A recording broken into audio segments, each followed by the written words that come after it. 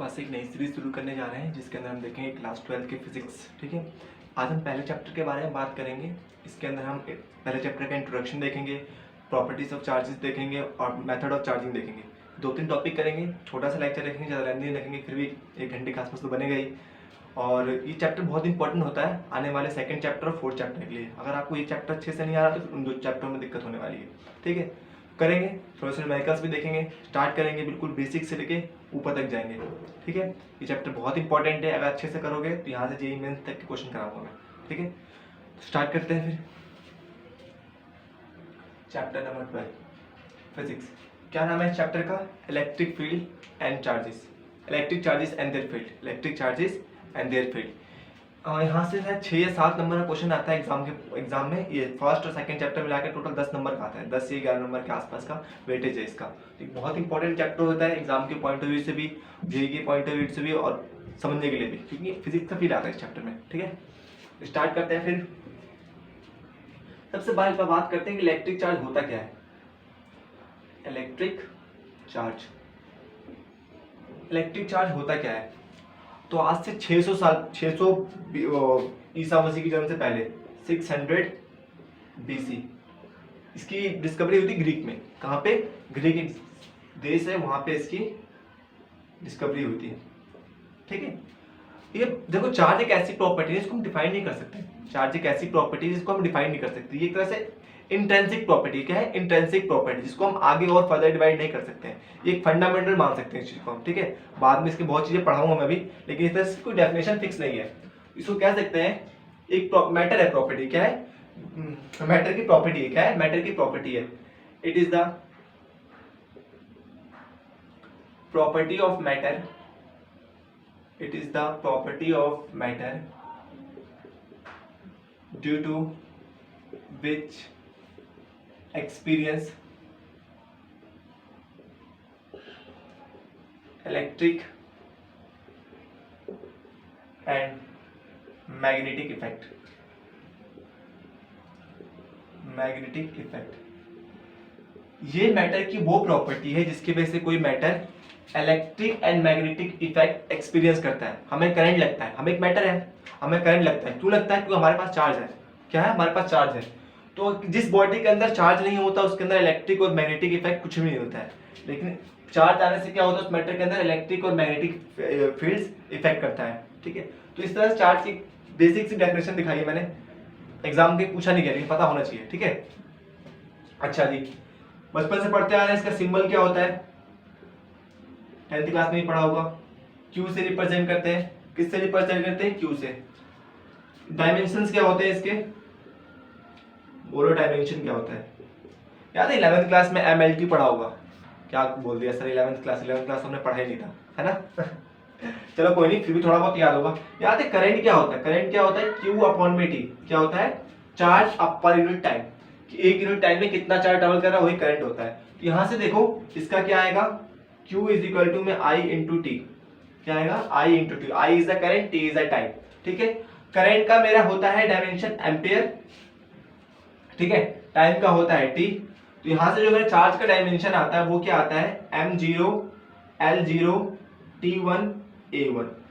ठीक है, ये किसका डायमेंशन है? मेरा चार्ज का। एक नंबर में पूछ सकता है, छोटे मोटे एग्जाम में नीड हो गया, नीड तो बहुत बड़ा एग्जाम है, लेकिन छोटे मोटे एग्जाम में ये पूछ सकता है। ठीक है, कि चार्ज का डायमेंशन क्या होता है, तो यहां से निकाल सकते हो। इसका ऐसा यूनिट क्या होगा?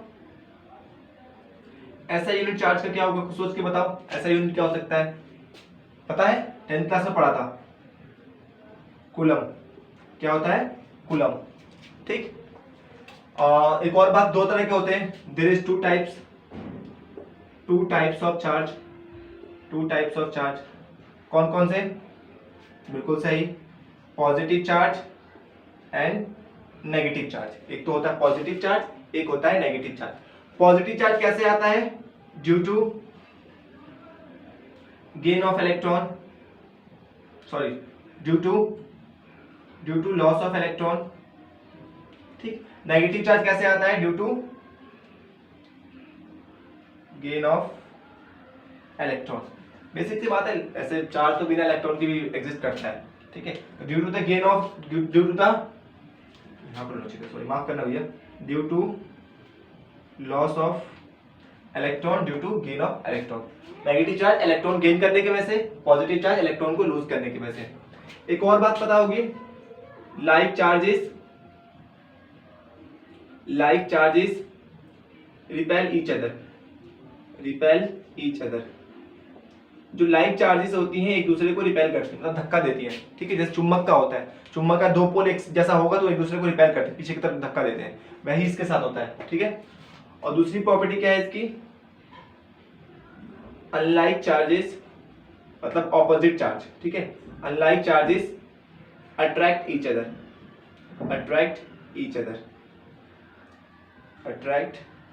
अदर। तो ये इसका सिंपल से कुछ जानी पहचानी चीजें जो पता होनी चाहिए थी। पॉज करके नोट करना है तो नोट कर लो। वैसे इसके सारा पीडीएफ नोट आपको टेलीग्राम ग्रुप पे एक चैनल है, इसके डिस्क्रिप्शन सेक्शन में मिलेगा आपको, वहां से जाके टेलीग्राम ग्रुप में जाके ज्वाइन करके यहाँ से इसके सारे पीडीएफ नोट ले सकते हो, जो पढ़ाता हूँ मैं सब मिलेगा वहाँ पे। कर लिया, चलो जी। कुछ मुश्किल नहीं था, इंपॉर्टेंट नहीं था, सब पढ़ी हुई बातें थी, बचपन से पढ़ते आते थे 10th क्लास में, लेकिन फिर भी एक ब्रीफ इंट्रोडक्शन देना जरूरी था। अब बात करते हैं, देखो यहाँ से एक इंपॉर्टेंट टॉपिक हो जाता है कि मास और चार्ज में क्या डिफरेंस है। मैंने क्या बोला कि चार्ज क्या है, मैटर की एक प्रॉपर्टी है, मास भी क्या है, मैटर की एक प्रॉपर्टी कह सकते हैं उसको भी। दोनों क्या है, इंट्रिंसिक प्रॉपर्टी है। हम मास को भी आगे डिफाइन नहीं कर सकते, चार्ज को भी हम आगे डिफाइन नहीं कर सकते, तो दोनों क्या है, इंट्रिंसिक प्रॉपर्टी है। तो बात कर लेते हैं difference between charge and mass. Charge और मास के बीच में क्या डिफरेंस देखते हैं। चलो जी, देखते हैं क्या क्या डिफरेंस हो सकता है। सबसे पहली बात, दोनों क्या है, एक मैटर की प्रॉपर्टी है। क्या है, एक मैटर की प्रॉपर्टी है। इस चार्ज की वजह से क्या होता है, electric and magnetic field experience करता है कोई भी मैटर। ये क्या है, मास क्या होता है, किसी भी मैटर को वेट देता है, मतलब जो हमारा एक्चुअल सब्सटेंस होता है पूरा मैटर ही तो होता है, ठीक है। तो वो इस तरह से प्रॉपर्टी है। दोनों क्या है, इंट्रिंसिक प्रॉपर्टी है। इसको हम एक एक्चुअल डेफिनेशन से नहीं बता सकते हैं इसके बारे में, जैसे कि हमारे पास क्या है 1 मोल का डेफिनेशन है, ठीक है। तो वैसे हम इनको डिफाइन नहीं कर सकते हैं। तो क्या होगा, दोनों क्या है, इंट्रिंसिक प्रॉपर्टी है, इंट्रिंसिक प्रॉपर्टी। ये भी क्या है, इंट्रिंसिक। खुद के नोट ज्यादा बेस्ट होते हैं, तो खुद से बनाओगे तो अच्छा रहेगा, ठीक है। मेरे भरोसे मत रहना, नोट्स तो मिलेंगे तुमको इसके सारे, लेकिन खुद से बनाए हुए नोट ज्यादा बेटर होते हैं, ठीक है। अच्छा, अब देखो चार्ज क्या होता है, पॉजिटिव भी होता है, नेगेटिव होता है। कभी मास सुना है नेगेटिव 20 किलो, नहीं ना। इंसान हमेशा ये तो 0 किलो का होगा, 0 केजी भी कहाँ होता है, या तो 1 kilo, 2 kilo, 3 kilo, 4 kilo, 5 kilo. कभी सुना -1 किलो, -2 किलो, -3 किलो, पॉसिबल नहीं है ना ऐसा। लेकिन जो हमारा चार्ज होता है पॉजिटिव में भी होता है और नेगेटिव में भी होता है, लेकिन जो मेरा मास है वो हमेशा क्या होता है, पॉजिटिव होता है। क्या होता है, हमेशा पॉजिटिव होता है। Charge always associated with mass. Charge क्या होता है, हमेशा मास के साथ एसोसिएट होता है। मैंने क्या बोला था, due to the gain of electron और लॉस ऑफ इलेक्ट्रॉन क्या होता है, बॉडी के ऊपर पॉजिटिव और नेगेटिव चार्ज आता है, उसके हिसाब से उसके ऊपर क्या आता है, नेगेटिव या पॉजिटिव चार्ज आता है। तो इलेक्ट्रॉन के पास क्या होता है, मास होता है, बहुत कम होता है, 10⁻31 के आसपास होता है, ठीक है। 1.67 10⁻31, इतना कम मास होता है, ठीक है। 9.1 होता है वैसे, ठीक। इतना कम मास होता है, लेकिन होता तो है, ठीक है। तो charge always associated with mass, ठीक। But mass exist without charge. लकड़ी है भाई, क्या कहते हैं, अगर मैं लकड़ी की इस मार्कर की बात करूं, चलो मार्कर तो हो भी सकता है। अगर कोई ऐसा नॉन कंडक्टर जिसके ऊपर इंसुलेटर कह सकते हैं, जिसके ऊपर चार्ज डेवलप हो ही नहीं सकता है, ऐसी बहुत सी, जैसे सॉइल हो गया, ठीक है, उस पर क्या चार्ज कहां से आएगा, नहीं आ सकता। तो ऐसी चीजें, लेकिन उनके पास मास है, तो मास एग्जिस्ट कर सकता है विदाउट चार्ज के, लेकिन चार्ज कभी भी बिना मास के एग्जिस्ट नहीं करता है। चौथी और सबसे इंपॉर्टेंट बात यहां ध्यान रखना, बहुत इंपॉर्टेंट है, charge not very with speed. Charge कभी भी स्पीड के साथ वेरी नहीं करता है। अगर चार्ज स्पीड के साथ वेरी करता, सोच के देखो, अगर चार्ज स्पीड के साथ वेरी करता, तो मेरे पास एक एटम होता है, एटम के बीच में क्या होता है, न्यूक्लियस, जो बिल्कुल सेंटर में होता है, मूव नहीं करता, और इसके आसपास क्या घूम रहे होते हैं, इलेक्ट्रॉन्स घूम रहे होते हैं। क्या घूम रहे होते हैं, इलेक्ट्रॉन्स। इलेक्ट्रॉन्स के ऊपर क्या होता है, चार्ज होता है, और हमें पता है जो एटम होता है इलेक्ट्रिकली क्या होता है, न्यूट्रल होता है, इलेक्ट्रिकली न्यूट्रल होता है। जीता जागता उदाहरण इसका, इलेक्ट्रिकली क्या होता है, न्यूट्रल होता है, मतलब जितना पॉजिटिव चार्ज उतना नेगेटिव चार्ज, इलेक्ट्रॉन के ऊपर नेगेटिव चार्ज होता है, ठीक है, तो जितना पॉजिटिव चार्ज उतना नेगेटिव चार्ज, बात सही है। अगर मान लो ये चार्ज वेरी करता घूमते घूमते, जी घूम रहा है इसके आसपास, घूम रहा है तो स्पीड वेरी कर रहा है, स्पीड है ना इसके पास, ठीक है, तो चार्ज अगर स्पीड के साथ वेरी करता तो कभी इलेक्ट्रॉन का चार्ज कम होता, कभी ज्यादा होता, कभी कम कभी ज्यादा, लेकिन न्यूक्लियस में जो पॉजिटिव चार्ज, इसका चार्ज तो फिक्स है, पॉजिटिव जितना भी है मान लो 3 है, और इसका कभी 3 हो रहा है, कभी 2 हो रहा है, कभी 1 हो रहा है, कभी 4 हो जा रहा है, तो इससे क्या होता है, इलेक्ट्रॉन कभी भी न्यूट्रल नहीं होता। क्या होता है, इलेक्ट्रॉन कभी भी न्यूट्रल नहीं होता। तो यहां से हम एक बात कह सकते हैं कि charge can not very with speed. लेकिन देखो मास के साथ क्या होता है, एक फेमस इक्वेशन दी थी हमारे बहुत बड़े साइंटिस्ट थे sir Isaac Newton, sorry Einstein माफ करना, न्यूटन अंकल ज्यादा याद आता सबको, ठीक है, आइंस्टाइन याद है, E इज इक्वल टू में mc square, E is equal to में mc स्क्वायर, याद है ना। चलो इसका ही छोड़ो, एक देखो एक और चीज देखो, m इज इक्वल टू में m not, theory of relativity क्या थी, आइंस्टाइन की थ्योरी ऑफ रिलेटिविटी यहीं से आई थी, इनके लिए को नोबेल प्राइज मिला था, v square minus C square, ठीक है, 1 minus v square minus upon में सी स्क्वायर। ये क्या था, अगर मान लो लाइट, ये हमारा होता है एक्चुअल मास, क्या होता है, चेंज मास बोल सकते हैं, चेंज मास, और ये हमारा होता है रेस्ट मास। जब हम स्पीड मोशन नहीं कर रहे होते हैं, जब हम खड़े होते हैं, रुके होते हैं, उस टाइम जो हमारा मास होता है बॉडी का वो होता है रेस्ट मास होता है। अगर लेकिन ये मोशन कर रहा है, अगर हम मोशन में होते हैं तो ये मास चेंज होगा, हमारा वेलोसिटी आएगी कुछ, ये स्पीड ऑफ लाइट, ये वेलोसिटी, कुछ तो चेंज आएगा। अगर हम मोशन कर रहे होते हैं, हमारा मास क्या होता है, जब हम दौड़ रहे होते हैं तो हमारा मास एक्चुअल में बढ़ जाता है, क्या होता है, बढ़ता है। जब हम दौड़ रहे होते हैं तो हमारा एक्चुअल मास क्या होता है, बढ़ रहा होता है, उस टाइम पे क्या होता है, बढ़ता है। बिल्कुल सही बात है, यहाँ v की स्पीड है, c है, यहाँ से कैरी लोगो तो इसका ओवरऑल मास बढ़ के आएगा। लेकिन जो हमारा स्पीड होता है लाइट के कंपैरिजन में बहुत छोटा होता है। मान लो कितनी स्पीड दौड़ लूंगा मैं, 20 किलोमीटर पर घंटा, चलो मैं बाइक पे बैठा हूँ, कितना स्पीड चला लूंगा, 120 किलोमीटर पर आवर, इससे ज्यादा स्पीड तो चला नहीं पाऊंगा। और लाइट की स्पीड कितनी होती है, 3 × 10⁸, बाप रे बाप।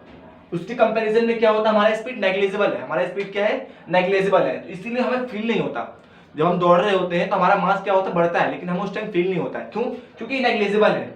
लेकिन इलेक्ट्रॉन के केस में, प्रोटॉन के केस में, मूविंग पार्टिकल्स, मूविंग चार्जेस, ठीक है, छोटे छोटे फंडामेंटल पार्टिकल्स के केस में क्या होता है, ये कंसिडरेबल स्पीड होता है। इलेक्ट्रॉन का स्पीड जो होता है, जब इलेक्ट्रॉन के अराउंड, एटम के अराउंड घूमता है, तो लाइट की स्पीड के अराउंड घूमता है, आसपास घूमता है, ठीक है, तो वहां से क्या होता है, उसके मास चेंज होता है, उसका मास क्या होता है, चेंज होता है। यहां से कह सकता है कि जो हमारा चार्ज होता है स्पीड के साथ वेरी नहीं करता है, और जो मास होता है स्पीड के साथ वेरी करता है। तो ये कुछ बेसिक डिफरेंस इन दोनों के बीच में मैंने लिखा दिया है, और इसे नोट कर लो। इसे कहते हैं इनवेरिएंस ऑफ चार्ज की प्रॉपर्टी भी है, नोट कर लिया। चलो अगला टॉपिक देखते हैं।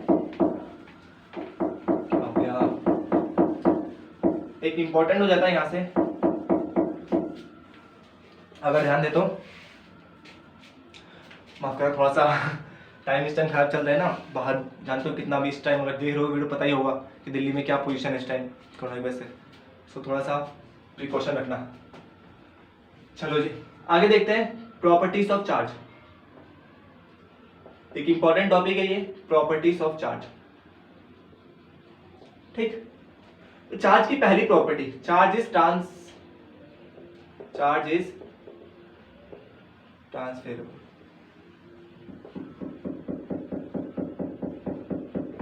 चार्ज क्या होता है, ट्रांसफरेबल होता है, मतलब कि इसको एक बॉडी से दूसरे बॉडी में ट्रांसफर कर सकते हैं। चार्ज क्या होता है, चार्ज क्या होता है, ट्रांसफरेबल होता है। दूसरी प्रॉपर्टी क्या है, charge always associated with mass. Charge हमेशा क्या होगा, मास के साथ एसोसिएट होगा, ठीक है, इसकी दूसरी प्रॉपर्टी। तीसरी property, charge conservation of charge, बहुत इंपॉर्टेंट है, कंजर्वेशन ऑफ चार्ज। अच्छा, कंजर्वेशन ऑफ चार्ज सुनते सुनते बहुत से बच्चों ने बोल दिया होगा, charge can neither be created nor be destroyed. समझो भैया, ये डेफिनेशन बच्चों के लिए था, 10वीं क्लास तक हमने पढ़ा था, मतलब जहां भी आएगा तुम लोग यही चलो छोड़ो कोई नहीं। कंजर्वेशन ऑफ चार्ज क्या कहता है कि अगर एक आइसोलेटेड सिस्टम है, आइसोलेटेड सिस्टम बोले तो कि मतलब पैक है, उसको बाहर की दुनिया से मतलब नहीं है। जैसे कि एक क्लासरूम की बात करता हूँ, हम मान लो 12th क्लास में बैठे हुए हैं, तो हमें बाहर की क्लासेस में क्या हो रहा है उससे हमें मतलब नहीं है। हमारा साइंस का सेक्शन है, अलग क्लास में बैठे हुए अपना खुद का जो कर रहा है कर रहे हैं, ठीक है। बाहर के सेक्शन में क्या चल रहा है हमें उससे मतलब नहीं है। बाहर प्लेग्राउंड में क्या हो रहा है, प्लेग्राउंड में क्या हो रहा है उससे हमें मतलब नहीं है। हमें खुद के पढ़ाई से रिलेटेड मतलब है, उसको कहते हैं आइसोलेशन। और आजकल तो आइसोलेशन मतलब अच्छे समझते होगे आप लोग, ठीक है। तो in an isolation system, in an isolated system charge of an charge can neither be created of an isolated system, charge are conserved। Charge क्या होता है, कंजर्व्ड होता है आइसोलेटेड सिस्टम के अंदर। मतलब नहीं समझ में आया, कहोगे सर मतलब नहीं आया। इन an isolated system charge can conserved, charge can बोलो या फिर आर बोलो, मतलब ठीक है, ठीक। अब मान लेता हूँ एक सिस्टम है, ये घर है, इसके अंदर कितना है चार्ज, प्लस का -3 कूलम है, प्लस का 4 कूलम्स है, और यहाँ पे प्लस का 1 कूलम। 3 अलग अलग चार्जेस है, ठीक है। ये एक अलग चार्ज है, ये एक अलग चार्ज है, ये एक अलग चार्ज। इस टाइम टोटल चार्ज कितना है इसके पास, +5 5 -3 कितना होगा, प्लस का 2 कूलम चार्ज है इसके पास। कितना है, 2 कूलम चार्ज है। अब अंदर ही इन्होंने आपस में कुछ खेल किया, अंदर ही इन्होंने कुछ आपस में खेल किया और क्या कर दिया, इसको चेंज कर दिया। कैसे किया, -2 कूलम, ठीक, प्लस का 5 कूलम, ठीक, और माइनस का 1 कूलम। क्या हो गया, चेंजेस हो गया। अभी भी कितना है, टोटल कितना है, प्लस का 2 कूलम चार्ज है। कितना है, प्लस का 2 कूलम चार्जेस है। तो चार्ज अंदर कुछ भी चेंजेस कर सकता है, अपने एक सिस्टम के अंदर कुछ भी चेंज कर, इसको लिख सकते हो, in an isolated system total charge are conserved, total charge are conserved. उसके अंदर जो टोटल चार्ज है ना वो कंजर्व रहेगा। टोटल इसमें कितना है, +2 कूलम, बाद में कितना हुआ, +2 कूलम। टोटल चार्ज तो क्या रहा, कंजर्व रहा, लेकिन अंदर उसमें क्या किया, चेंजेस किए। इसका एक सबसे अच्छा एग्जांपल है जो मंदिर डेफिनेशन ये बोलते हैं कि charge can neither be create nor be destroyed. Charge create हो सकता है, देखो ऐसे सिलेबस से आउट ऑफ सिलेबस है लेकिन पता होना चाहिए। एक होता है मेरा पेयर प्रोडक्शन, क्या होता है मेरा पेयर प्रोडक्शन। अब पेयर प्रोडक्शन क्या होता है देखते हैं। लेट्स सपोज ये क्या है मेरा न्यूक्लियस, क्या है मेरा न्यूक्लियस, ठीक है। इस न्यूक्लियस के ऊपर मैंने क्या किया, इलेक्ट्रोमैग्नेटिक वेव की बॉम्बार्डमेंट की। किसकी बॉम्बार्डमेंट की, इलेक्ट्रोमैग्नेटिक वेव। इलेक्ट्रोमैग्नेटिक वेव के पास क्या होता है, एनर्जी होता है। हर वेव के पास एनर्जी होता है, ठीक है। हमारे पास भी, हम भी एक वेव है कहीं ना कहीं, हम अभी पढ़ेंगे, हम आगे आएंगे ना उसमें पढ़ेंगे इसको। तो हर वेव के पास क्या होता है, एनर्जी होता है। हमारे पास भी है, ये भी एक वेव है, इसके पास भी क्या है, एनर्जी है। अब जब ये एनर्जी आके इससे स्ट्राइक करेगा, हिट करेगा, तो न्यूक्लियस क्या होगा, ब्रेक होगा। क्या होगा, इसमें एक इलेक्ट्रॉन, यहां से एक इलेक्ट्रॉन निकला बाहर, इसने आके स्ट्राइक किया, एक इलेक्ट्रॉन बाहर निकला, ठीक है। इसके साथ साथ एक इसका एंटाई पार्टिकल, ये क्या एक पार्टिकल है, इसका एक एंटाई पार्टिकल, हर चीज का एक एंटाई पार्टिकल होता है, इसका भी एक एंटाई पार्टिकल निकलता है। ये क्या है मेरा इलेक्ट्रॉन है, क्या है इलेक्ट्रॉन। यहां से एक एंटाई पार्टिकल निकलेगा पॉजिट्रॉन। कौन सा निकलेगा, पॉजिट्रॉन। तो यहां से एक पार्टिकल निकला इलेक्ट्रॉन और यहां पे क्या निकला, पॉजिट्रॉन। पॉजिट्रॉन, 2 पार्टिकल निकले, ठीक है। पहले चार्ज कितना था, 0 था। पहले चार्ज कितना था, 0 था टोटल चार्ज। अब भी टोटल चार्ज कितना है, 0, एक प्लस एक माइनस। टोटल चार्ज अभी भी 0 है, यहां पर भी 0 था, लेकिन यहां पर हमने चार्ज को क्रिएट कर दिया, एक पॉजिटिव चार्ज एक नेगेटिव चार्ज, 2 चार्जेस हमने क्रिएट कर दिया, लेकिन टोटल चार्ज क्या है, अभी भी 0 है, ठीक है। यहां पर भी टोटल चार्ज 0, यहां पर भी, और यहां पर भी टोटल चार्ज 0। चार्ज अभी भी 0, लेकिन हमने चार्ज को क्या किया, क्रिएट कर दिया, और क्रिएट कर दिया मतलब एक पॉजिटिव एक नेगेटिव चार्ज क्रिएट कर दिया। इसको कहते हैं हम पेयर प्रोडक्शन। अच्छा जी, तुम लोगों ने एक और डेफिनेशन पढ़ी होगी, conservation of mass. Mass can neither be create nor be destroyed, it transfer one body to other body. ये पढ़ा था। यहाँ पे देखो, जब चार्ज क्रिएट हो रहा है तो मास इसके साथ क्रिएट नहीं होगा। जब चार्ज क्रिएट हुआ यहाँ पे, इसके साथ मास भी तो बनेगा। मैंने कहा था इलेक्ट्रॉन के पास हमेशा मास होता है, पॉजिट्रॉन के पास भी क्या होता है, मास होता है, ठीक है। दोनों के पास क्या होता है, मास होता है। तो चार्ज बना तो मास भी बना, इसका मतलब हम मास को भी क्रिएट कर सकते हैं और डिस्ट्रॉय कर सकते हैं। बोलोगे सर मास कहां से आया, तो मास यहां से आया। ये जो एनर्जी है ना, किस फॉर्म में कन्वर्ट हुआ, मास के फॉर्म में। याद है आइंस्टाइन का equation, E = mc²। E is equal to में एम सी स्क्वायर, यहाँ से E इज इक्वल टू में M इज इक्वल टू में E by C square, E by C square. यहाँ से क्या बना, मेरा मास बन के आया। ठीक है, ये एक एनर्जी था, एनर्जी किस में कन्वर्ट हुआ, मास के अंदर कन्वर्ट हुआ।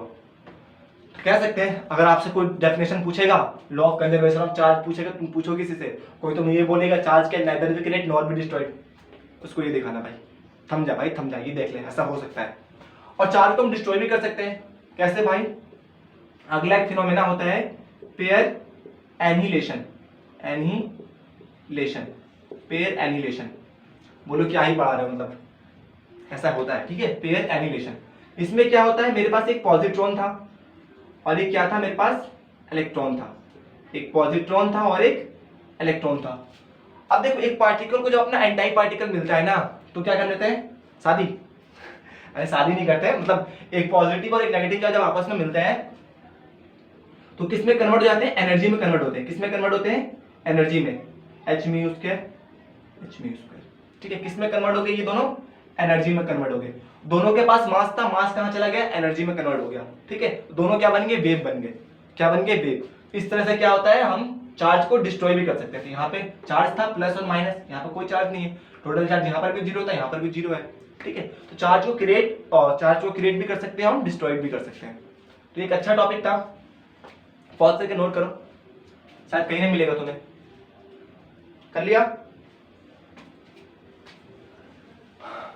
चलो जी।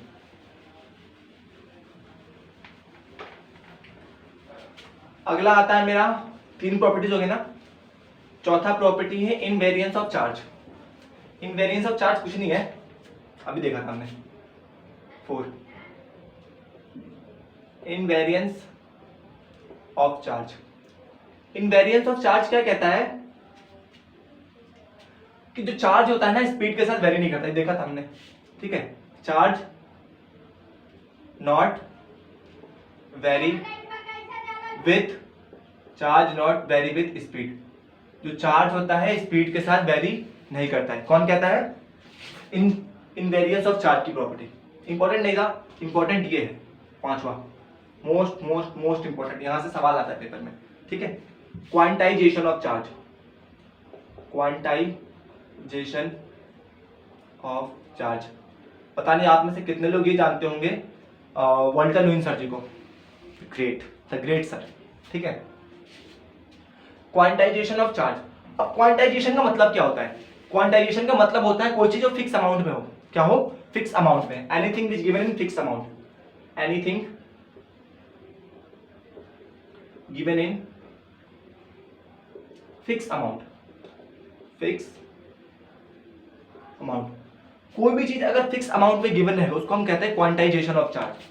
ठीक है, मतलब ये कहते हैं तो कि रियल नंबर में नहीं होगा, किसमें नहीं होगा, रियल नंबर में नहीं, कुछ भी नहीं हो सकता, कुछ भी नहीं हो सकता। जैसे कि कोई बोल दे कि चार्ज होगा 1.02002, ऐसा नहीं, चार्ज कुछ भी नहीं हो सकता। चार्ज का एक होता है fix value.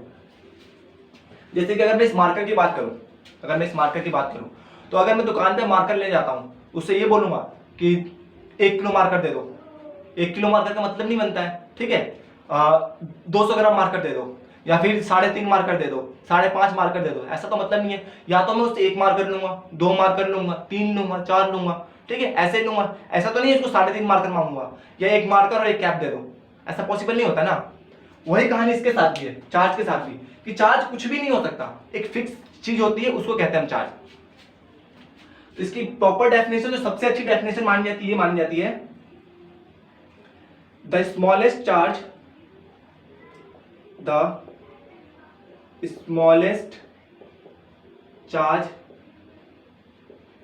can be exist is the multiple of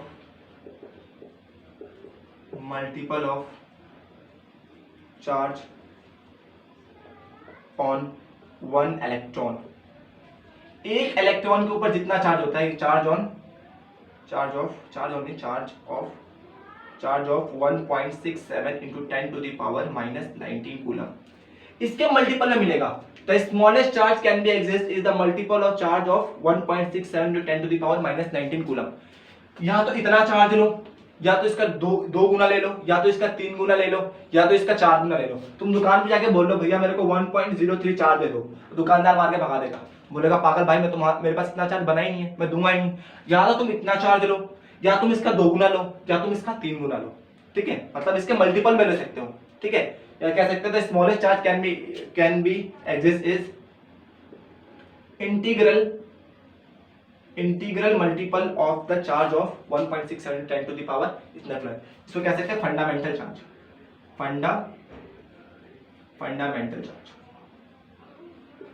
ऐसा नहीं इससे छोटा चार्ज एग्जिस्ट नहीं करता है, इससे छोटा चार्ज एग्जिस्ट करता है, लेकिन वो अकेले एग्जिस्ट नहीं करता। ये क्या है, अकेले एग्जिस्ट करता है भाई, खुद का इसका अस्तित्व है दुनिया में, किसी के साथ मिलकर के काम नहीं करता है।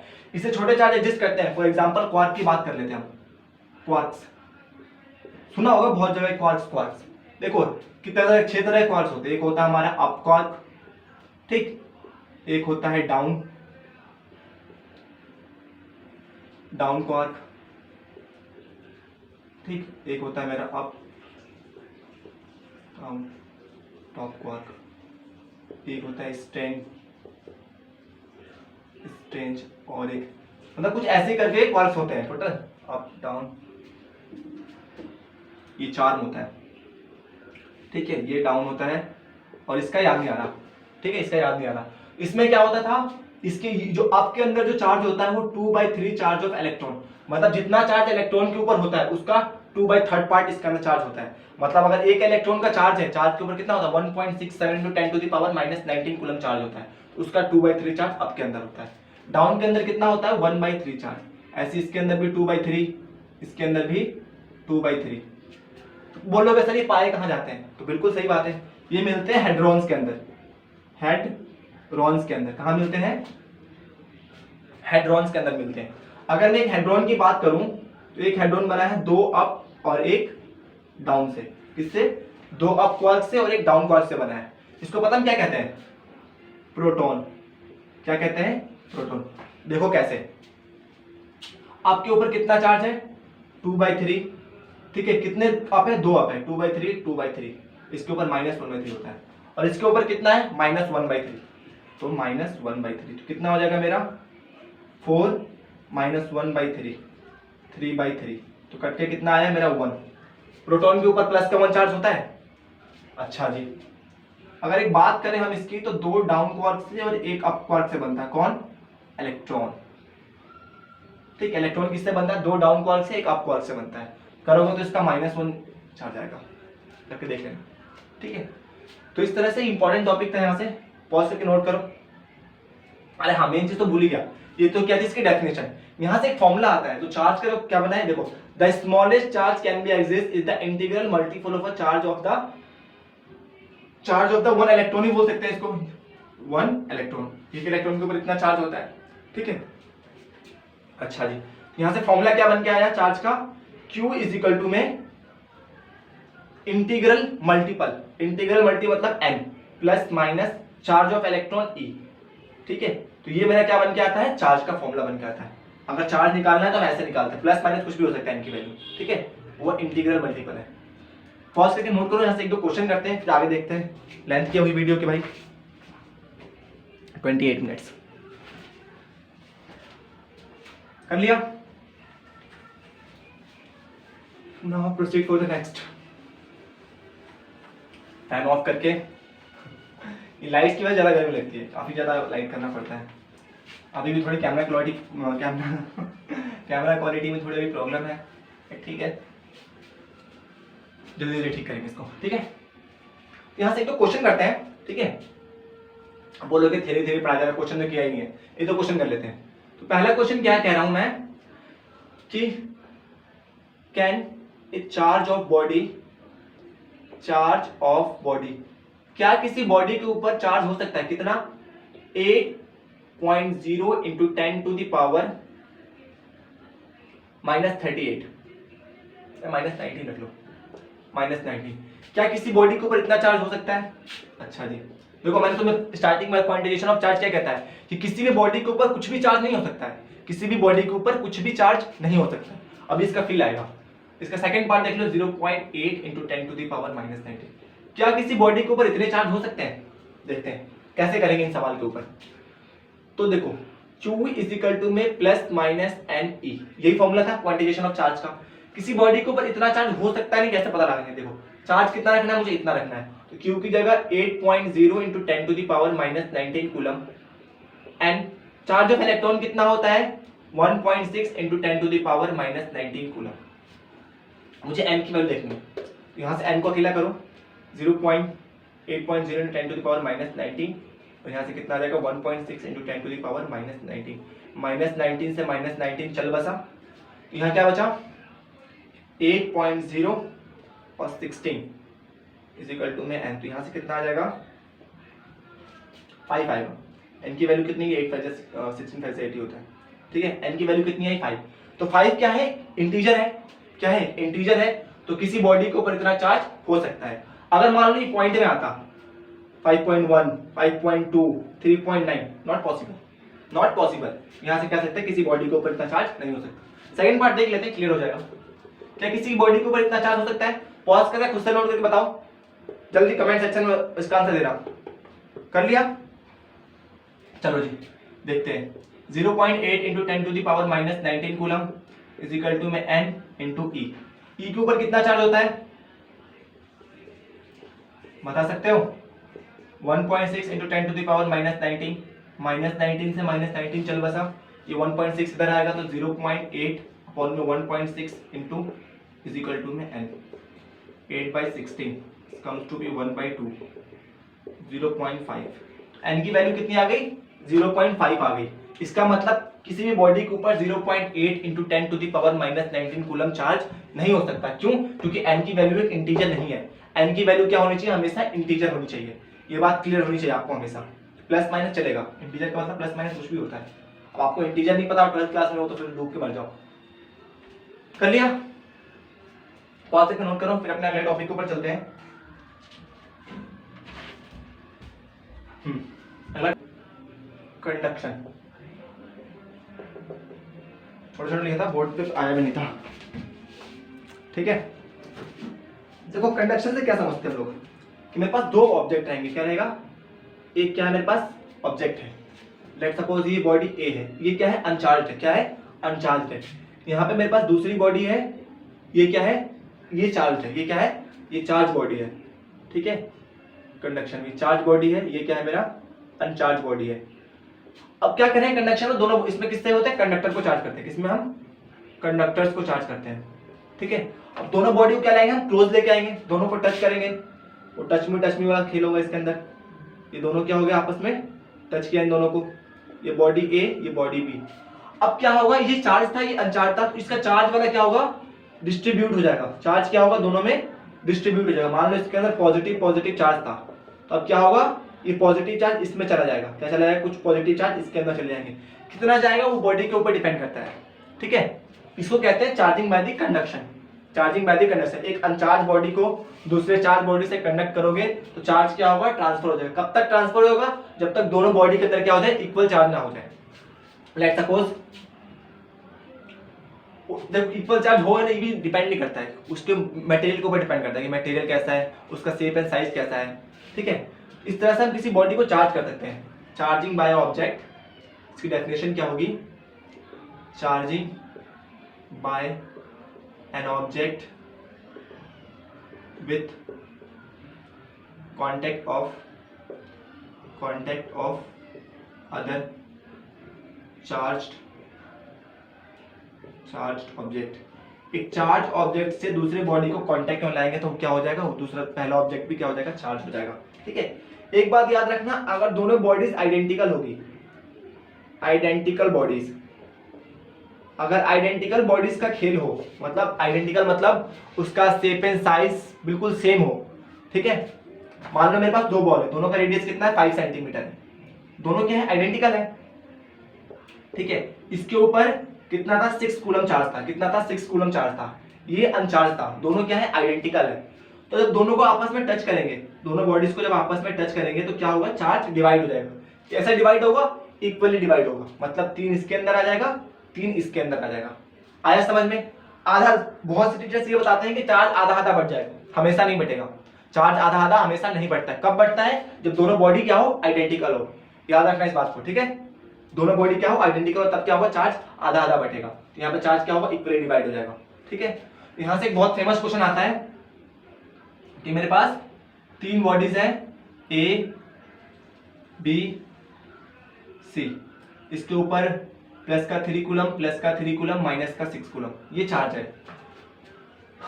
तो बताओ कि अगर मैं बॉडी ए और सी को टच में लाता हूं, पहले बॉडी ए और सी को टच में लाऊंगा, ठीक है, देन बॉडी बी और सी को टच में लाऊंगा, ठीक है, तो उसके बाद बताओ इनके ऊपर क्या चार्ज होगा, उसके ऊपर ए और बी के बाद क्या चार्ज बचेगा, ए और बी पे क्या चार्ज बचेगा। तो सबसे पहले क्वेश्चन में क्या बोला है, इसका क्वेश्चन मिलेगा तुम्हें, पीडीएफ नोट्स है उसके अंदर मिलेगा। पहले क्या कह रहा है, ए और सी को टच में लाओ, तीनों बॉडीज क्या है, आइडेंटिकल है, क्या है, आइडेंटिकल है, क्वेश्चन में बोल रखा है। ए के ऊपर 3 कूलम चार्ज था, इसके ऊपर -6 कूलम चार्ज था, तो दोनों चार्ज क्या होंगे, इक्वली डिवाइड होंगे। तो बताओ बॉडी ए के ऊपर कितना चार्ज आएगा, तो बॉडी ए के ऊपर आएगा +3 -6 डिवाइडेड बाय 2, दोनों आपस में मिलेंगे, फिर उसे डिवाइड कर दो, तो कितना आ जाएगा इसके ऊपर -3/2। ए के ऊपर कितना चार्ज हो गया, -3/2, और सी के ऊपर भी कितना चार्ज हो गया, -2/3, क्योंकि दोनों चार्ज क्या होता है, इक्वली डिवाइड हो जाता है, ठीक। अच्छा जी, सेकंड केस में क्या बोला है कि देन सी और बी को टच में लाएंगे, मतलब इसको टच करने के बाद सी और बी को टच में लाएंगे। तो बी के ऊपर कितना चार्ज है, 3 कूलम, लेकिन अब सी के ऊपर कितना चार्ज है, -3/2, कितना चार्ज है, -3/2। तो अब चार्ज क्या होगा मेरा बी के ऊपर, -3/2 प्लस में 3 डिवाइडेड बाय 2, यहां से एलसीएम लोगे तो कितना आएगा, 6 -3 + 6 डिवाइडेड बाय 4, कितना आ जाएगा मेरा 3/4, कितना आएगा 3/4। बी के ऊपर कितना चार्ज आएगा, 3/4। अब सी के ऊपर भी कितना चार्ज होगा, 3/4 प्लस का। अब कहना है कि ए और बी को टच में लाओ, किसको लाओ, ए को और बी को टच में लाओ। तो मैंने ए और बी को, ए के ऊपर कितना चार्ज है अभी आज के डेट में, -3/2, और सी के ऊपर कितना चार्ज है, 3/4, कितना चार्ज है, 3/4। क्या मिस्टेक तो नहीं हो रहा, नहीं ठीक है, कितना है 3/4। ऐड करो इसको, एलसीएम आएगा 12 प्लस ए के ऊपर कितना चलेगा, बाद दोनों का ऐड करो, 12 प्लस 6/8, कितना हो जाएगा मेरा 6 माइनस का 6/8। ए के ऊपर कितना आ जाएगा मेरा -3/4, कितना चार्ज आएगा मेरा ए के ऊपर -3/4, ए के ऊपर जितना चार्ज आएगा उतना ही बी के ऊपर चार्ज आएगा, क्यों, क्योंकि तीनों बॉडीज क्या थे, आइडेंटिकल थे। इस तरह से सवाल आता है, एग्जाम में करना पड़ता है। एनसीईआरटी के अंदर कैसा सवाल देगा है, तो कर सकते हो, एग्जांपल है शायद, पहला ही एग्जाम नहीं, पहला नहीं दूसरा ही तीसरा एग्जांपल है, ठीक है, नोट करो इसको पॉज करके। ये था चार्जिंग बाय कंडक्शन, क्या था, चार्जिंग बाय कंडक्शन, इसका पहला मेथड था। दूसरा देखते हैं चार्जिंग बाय इंडक्शन। चलो जी, कितना टाइम हो गया, 45 मिनट, बस 45 मिनट, इजी है, थोड़ा सा बच गया बस, 2 मेथड और रह गए। Charging by induction, sorry method number 2 question number 2 लिख रहा हूँ, चार्जिंग बाय इंडक्शन। उसमें क्या था, टच में था ना, इसमें क्या होता है, आंखों में सारा होता है ठीक है, मतलब कहने का क्या है कि मेरे पास एक क्या है बॉडी, ये भी कंडक्टर के लिए है, क्या है ये भी कंडक्टर के लिए है, ठीक है, ये भी कंडक्टर के लिए ही वैलिड है। ये क्या था, मेरे पास एक न्यूट्रल बॉडी था, क्या था मेरे पास, न्यूट्रल बॉडी था, क्या था, न्यूट्रल बॉडी था, ठीक। अब मुझे इस बॉडी को क्या करना है, चार्ज करना है, क्या करना है, चार्ज करना है। तो इसमें क्या करूंगा, मैं टच नहीं करूंगा बॉडी को, इसके पास में एक दूसरा चार्ज बॉडी रॉड ले आऊंगा, एक दूसरा चार्ज ले, इसके ऊपर कैसा चार्ज है, नेगेटिव चार्ज, मान लेता हूँ रॉड है मेरा, ठीक है, इसको मुझे चार्ज करना था पॉजिटिव, इसके पास में कैसा चार्ज लेकर आया, नेगेटिव रॉड लेकर आया। अगर इसको पॉजिटिव करना, मान लो इसको नेगेटिव करना होता तो मैं पॉजिटिव रॉड लेकर आता, ये बात समझते होगा आप लोग, ठीक है। यहाँ पे क्या है, मैं नेगेटिव रॉड लेकर आया, टच नहीं करेंगे इसमें, without touching. Charging by body, charging by the object, charging of an object चलेगा, charging of an object without any contact, बिना किसी कॉन्टेक्ट के, किसी कंडक्ट लिखा है भैया, ठीक है, बिना किसी कांटेक्ट के दूसरी बॉडी को चार्ज करना। ठीक है, तो पास लेके आया। अब यहाँ पे नेगेटिव चार्ज, पॉजिटिव चार्ज, यहाँ पे क्या होंगे, ये सारे पॉजिटिव चार्ज एक तरफ अलाइन हो जाएंगे। सेकंड केस में क्या हो जाएगा, ये सारे पॉजिटिव एक साइड आके इकट्ठे हो गए। इधर क्या बच गया मेरा, नेगेटिव बच गया। यहाँ क्या है मेरा, नेगेटिव। ठीक, अब देखो सारे पॉजिटिव चार्ज एक तरफ आ गए। अभी बॉडी चार्ज नहीं हुआ, अभी भी न्यूट्रल है, अभी भी क्या है, न्यूट्रल है, लेकिन सारे चार्ज क्या हो गए, एक साइड अलाइन हो गए। पॉजिटिव पॉजिटिव एक तरफ, नेगेटिव नेगेटिव एक तरफ। याद रखना हमेशा जो इसका नियर एंड होता है ना, यहाँ पे अपोजिट चार्ज डेवलप होता है। अगर इसके ऊपर पॉजिटिव होगा तो इसके ऊपर नेगेटिव होगा, और फार एंड पे क्या होता है, सेम चार्ज डेवलप होता है। इंडक्शन, क्या कहते हैं इसको हम, इंडक्शन। ठीक है, चार्ज का इंड्यूस होना। तीसरे केस में क्या होगा, इसकी मैं अर्थिंग कर दूंगा। क्यों, क्योंकि मुझे यहाँ से पॉजिटिव चार्ज करना है इसको, तो यहाँ से नेगेटिव चार्ज को हटाना पड़ेगा। तो नेगेटिव चार्ज कैसे हटेगा, यहाँ से हम इसकी क्या कर देंगे, अर्थिंग कर देंगे। क्या कर देंगे, अर्थिंग। अभी अर्थिंग कहानी आगे समझ में आएगी। ठीक है, तो यहाँ से रोड को हटाएंगे, रोड को यहीं पर रखेंगे, वरना सारा काम खराब हो जाएगा। रोड को यहीं पर रख देना है। तो पॉजिटिव वाला तो इसके साथ चिपका रहेगा, एक साइड अलाइन रहेगा, ये इसको जाने ही देगा, इसके बंधन में बंधा रहेगा। ठीक है, लेकिन जितना भी यहाँ पे नेगेटिव चार्ज था वो कहाँ चला गया, अर्थ में चला गया। अर्थ ने क्या बोला कि जितना भी चार्ज है लाओ भाई मेरे को दो, मैं लालची इंसान हूँ, मैं सारा चार्ज ले लूंगा। लेकिन पॉजिटिव वाले को नहीं ले पाया, क्यों, क्योंकि ये इससे चिपके हुए थे, इसके बंधन में थे वो लोग। ठीक, अब यहाँ से क्या करेंगे, हम अर्थिंग को हटा देंगे। तो इसमें क्या क्या है, पॉजिटिव चार्ज एक साइड अलाइन है, और यहाँ से रॉड को हटा देंगे। तो इस तरह से क्या हो गया, बॉडी मेरा पॉजिटिव चार्ज हो गया। क्या हो गया, बॉडी पॉजिटिव चार्ज। इस तरह से नेगेटिव चार्ज भी कर सकते हैं। इसका भी एक क्वेश्चन दे रखा है एनसीईआरटी के अंदर। ये क्या था मेरा, चार्जिंग बाय इंडक्शन। आसान सा मेथड है, देख लो। आज का तीसरा क्वेश्चन देखते हैं, चार्जिंग बाय इंडक्शन में। एक बहुत अच्छा सवाल दे रखा है कि मेरे पास क्या है, दो स्फीयर्स हैं, एक उनको इंसुलेटर उससे क्या नाम है, स्टैंड से रख रखा है। ये ए है और ये बी है। इसके पास क्या लाया गया है, एक पॉजिटिव रॉड रखा गया है। क्या रखा गया है, एक पॉजिटिव रॉड रखा गया है। ठीक है, तो इसमें तीन केसेस पूछ रखे हैं। what happen when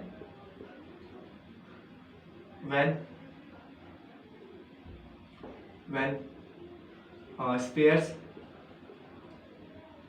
separate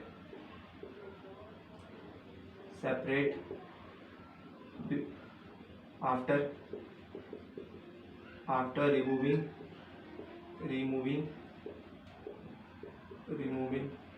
rod.